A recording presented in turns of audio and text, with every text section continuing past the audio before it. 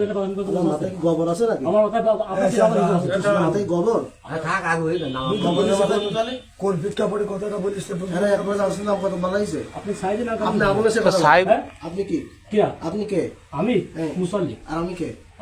সম্মান দিব না। তা আপনি সম্মান দিয়েছে, কিন্তু আপনি কথা আসতে পারেন। হ্যাঁ দলীয় এজেন্ডা বাস্তবায়ন করতে পারবেন না। মানে দলীয় এজেন্ডা কি ভাই? কি শোনেন, আমি আপনি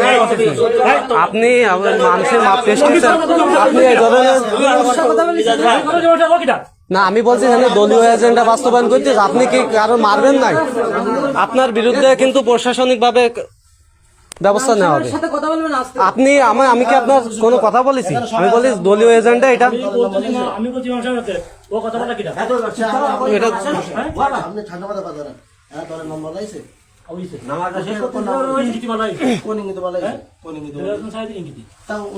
দলীয় সাথে বলছি না। কারণ কি আলেম তো দলীয় আরো আলেম আছে বাংলাদেশে। তাদের কথা বলেন। নাম বলেছে আল্লাহ আইজুলাক। আমি বলছি আমার কথা আপনি বলেছেন 2বার 3বার কি বলছেন? 100 বার বলবো, সমস্যা কি? এটা কর 100 বার বলবো। সমস্যা হলো দলীয় ইমাম সাহেবরা দলীয় বাস্তবায়ন করা যাবে না। আমি করতে আসিনি, আমি করতে আসিনি এখানে না না, আমি করতেছি না। আমি খেলা কথা বলছি। আপনি বলছেন মাথায় খবর খেলা কথা বলছি এখানে। খেলা কথা বাস্তবায়ন করিস কোন? আমি তো ওনার কথা বলিনি। হবে বলেছেন না?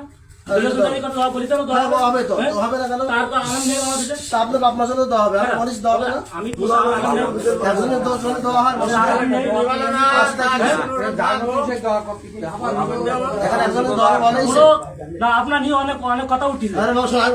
আমি সংক্ষিপ্ত বলি, থাকি না ইসলামের কথা বলবো। রাখবেন না, রাখবেন না, কোনো সমস্যা নেই। আপনি দলীয়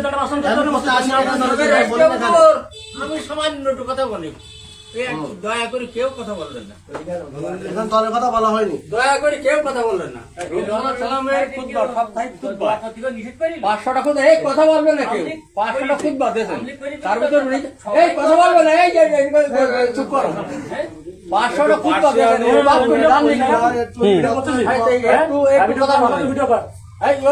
কেউ কথা বলি। আচ্ছা বলেন তো, আপনাদের জায়গায় কি ঘটনা ঘটেছে আজকে? আমাদের মহল্লায় আজকে। আচ্ছা, আপনার নাম কি? আমার নাম মোহাম্মদ মাসুম। হ্যাঁ বলেন, আপনাদের মহল্লায় আজকে মসজিদে কি ঘটনা ঘটেছে? আজকে আমাদের মহল্লার মসজিদে হাদি ভাইকে নিয়ে দোয়া অনুষ্ঠানের কথা বলেন ইমাম সাহেব নামাজের আগে এবং খুতবার আগে। তখন নামাজ শেষে কিছু লোক দোয়া করার কথা বলাই ইমাম সাহেবের প্রতি ক্ষিপ্ত হয়। কিছু একজন কথা বলে ওঠে, ইমাম সাহেবকে বলে যে আপনি কি এই দোয়া করার অনুমতি কে দিয়েছেন? তখন উনি বলে যে এটা তো রাষ্ট্রীয় ভাবে আজকে পালন করার কথা। তখন ওনাকে জিজ্ঞাসা করে তার নাম কি? তবিবার মোড়ল। হ্যাঁ, সহ আরো কয়েকজন আওয়ামী লীগের যারা তাকে নাম কি? তাকে হেনস্থা করে। নাম কি? নাজমুল মোড়ল, আসাবুর মোড়ল ছাড়াও অন্য অনেকে এর সাথে জড়িত ছিল। এই সময় ইমাম সাহেবকে এক পর্যায়ে ধাক্কাধাক্কি এবং পরিস্থিতি ওনাকে মারবে এরকম একটা পরিস্থিতি হয়। তখন ইমাম সাহেবকে বলে যে আপনি সসম্মানে এখান থেকে চলে যান। মানে হাদির বিষয় নিয়ে কোনো দোয়া অনুষ্ঠান করতে দেয়নি না। ও, তারা কি ইমাম সাহেবকে হাত দিয়েছিল নাকি মসজিদ থেকে বের করে দিয়েছিল? দেওয়ার পর্যায়ে। তার মানে আপনাদের মসজিদে কোনো দোয়া অনুষ্ঠান হয় নাই, ওরাই হতে দেয় নাই। আচ্ছা ঠিক আছে, আপনাকে ধন্যবাদ।